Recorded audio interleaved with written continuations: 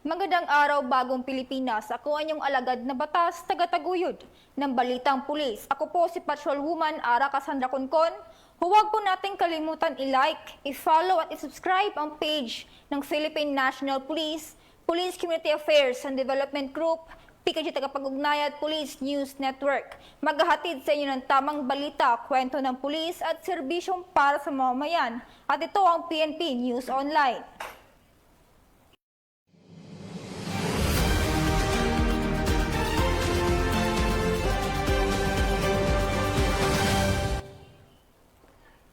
Ang pangunahing balita ng Police News Network, alagad ng batas, taga-taguyod ng Balitang Pulis.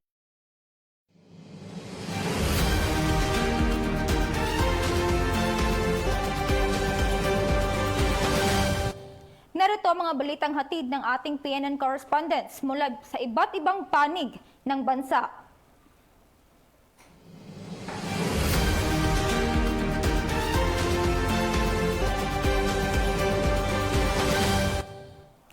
Tiniyak ng PNP Quezon ang kaligtasan ng publiko habang naghatid ng tulong sa ligtas na pag-uwi ng mga evacuees mula sa apektadong lugar dulot ng pananalasa ng Bagyong Uwan.